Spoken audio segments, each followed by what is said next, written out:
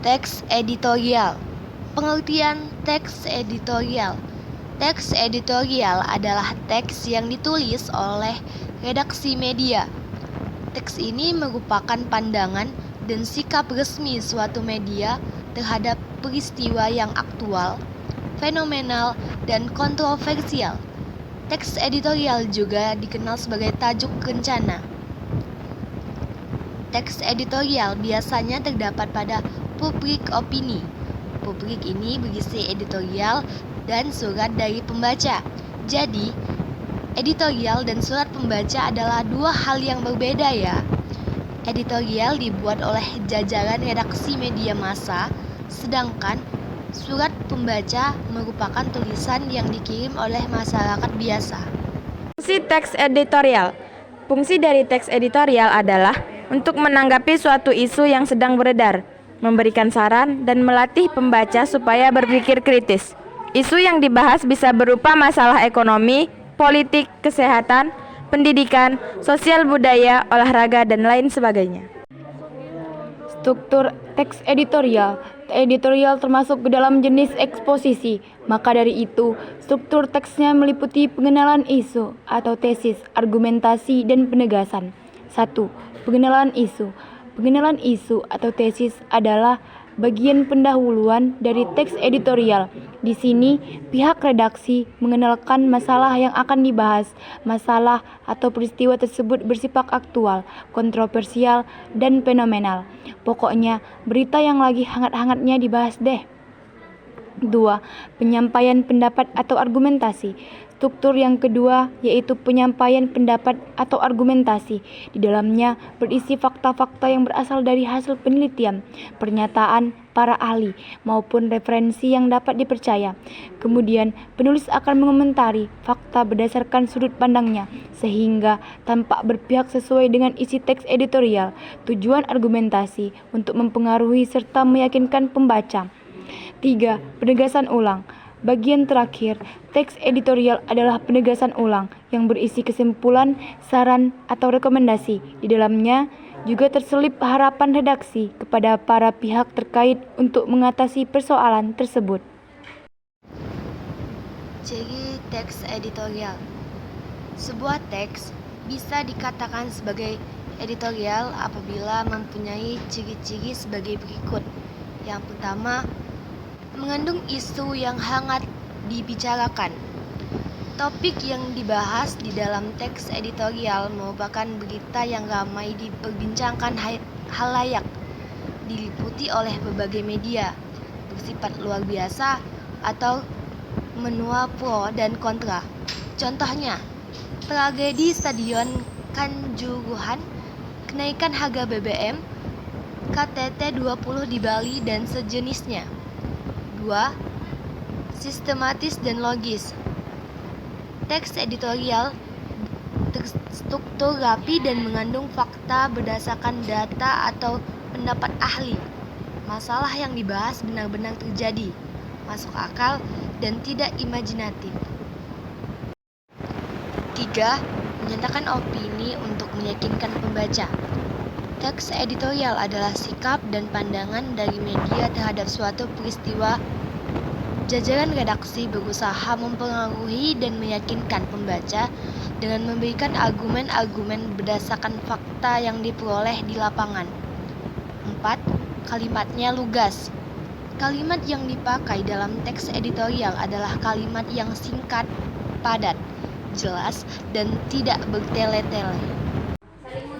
Kaidah kebahasaan teks editorial. Kaidah kebahasaan adalah aturan kebahasaan atau ciri tertentu yang melekat pada suatu teks. Dalam menyusun teks editorial terdapat kaidah-kaidah kebahasaan yang biasa digunakan, yaitu 1.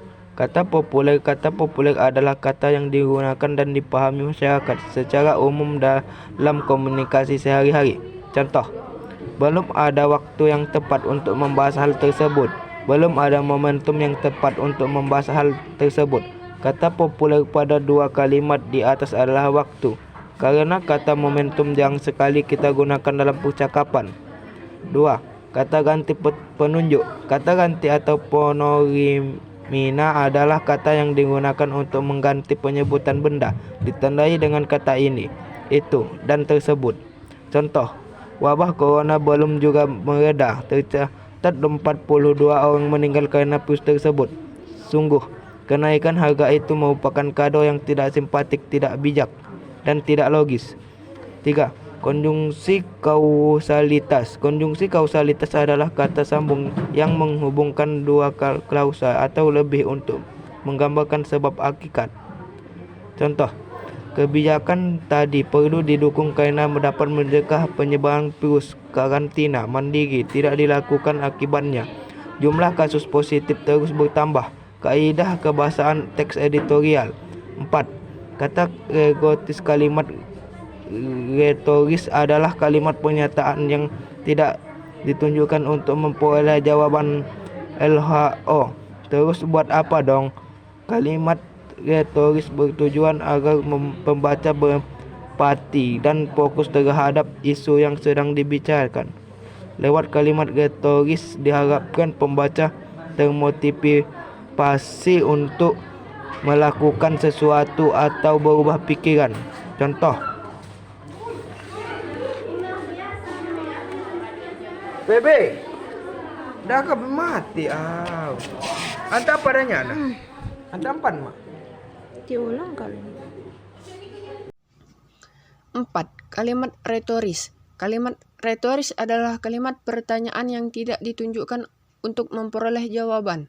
Kalimat retoris bertujuan agar pembaca berempati dan fokus terhadap isu yang sedang dibicarakan.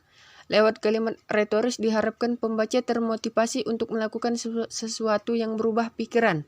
Contoh, bukankah siapapun berhak mengekspresikan imajinasinya melalui karya yang diciptakan? Apakah pemerintah akan tetap menutup mata dan telinga terhadap protes yang dilakukan masyarakat? 5. Kalimat fakta. Kalimat fakta adalah kalimat yang berisi informasi yang teruji kebenarannya. Biasanya didukung dengan data kuantitatif berupa angka atau grafik. Kalimat fakta bersifat objektif dan menyatakan peristiwa yang telah terjadi. Contoh, sumber data yang menjadi pegangan pemerintah untuk membuka ekonomi di 4 provinsi dan 25 kabupaten atau kota disampaikan secara terbuka. 6. Kalimat opini. Kalimat opini adalah kalimat yang mengandung pendapat, pikiran, dan pendiri penulis, bersifat subjektif, menunjukkan peristiwa yang belum pasti terjadi, tidak didukung oleh data dan sulit dibuktikan kebenarannya. Ditandai dengan kata sepertinya, sebaiknya, mungkin, jika, kalau, sebaiknya, harus, atau seharusnya. Contoh, sumber data yang menjadi pegangan pemerintah untuk membuka ekonomi harus disampaikan secara terbuka. Berikut tahapan atau langkah-langkah yang harus kamu ikuti. 1. Memilih topik traktual pertama.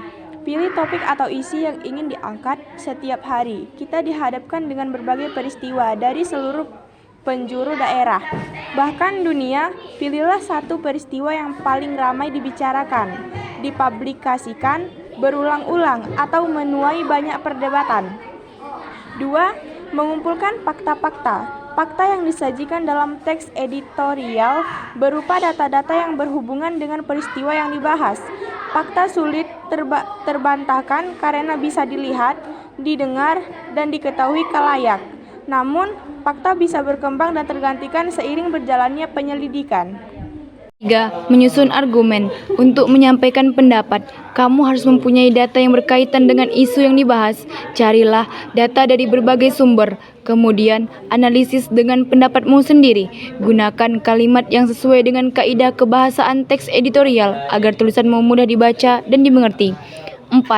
Memberikan saran.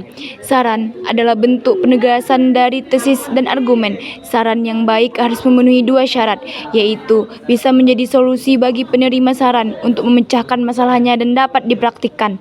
Sebelum memberi saran, kamu harus mempertimbangkan dampak atau efek apabila saran tersebut dilakukan. 5. Menyunting teks editorial. Periksa kembali teks yang sudah kamu buat sebelum dicetak atau dipublikasikan ke internet. Perhatikan tanda baca, EID, dan pastikan tidak ada kesalahan ketik atau typo. 3. Menyusun argumen. Untuk menyampaikan pendapat, kamu harus mempunyai data yang berkaitan dengan isu yang dibahas. Carilah data dari berbagai sumber. Kemudian, analisis dengan pendapatmu sendiri. Gunakan kalimat yang sesuai dengan kaidah kebahasaan teks editorial agar tulisanmu mudah dibaca dan dimengerti. 4. Memberikan saran. Saran adalah bentuk penegasan dari tesis dan argumen. Saran yang baik harus memenuhi 2 syarat, yaitu bisa menjadi solusi bagi penerima saran untuk memecahkan masalahnya dan dapat dipraktikkan. Sebelum memberi saran, kamu harus mempertimbangkan dampak atau efek apabila saran tersebut dilakukan. 5. Menyunting teks editorial. Periksa kembali teks yang sudah kamu buat sebelum dicetak atau dipublikasikan ke internet. Perhatikan tanda baca, EID, dan pastikan tidak ada kesalahan ketik atau typo. Struktur teks editorial. Editorial termasuk ke dalam jenis eksposisi.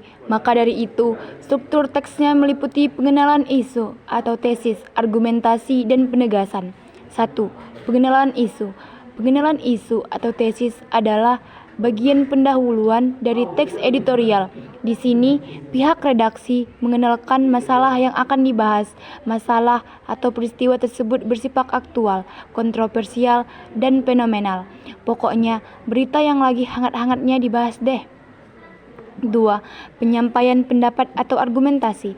Struktur yang kedua yaitu penyampaian pendapat atau argumentasi. Di dalamnya berisi fakta-fakta yang berasal dari hasil penelitian, pernyataan para ahli, maupun referensi yang dapat dipercaya. Kemudian, penulis akan mengomentari fakta berdasarkan sudut pandangnya, sehingga tampak berpihak sesuai dengan isi teks editorial. Tujuan argumentasi untuk mempengaruhi serta meyakinkan pembaca. 3. Penegasan ulang. Bagian terakhir, teks editorial adalah penegasan ulang yang berisi kesimpulan, saran, atau rekomendasi. Di dalamnya juga terselip harapan redaksi kepada para pihak terkait untuk mengatasi persoalan tersebut.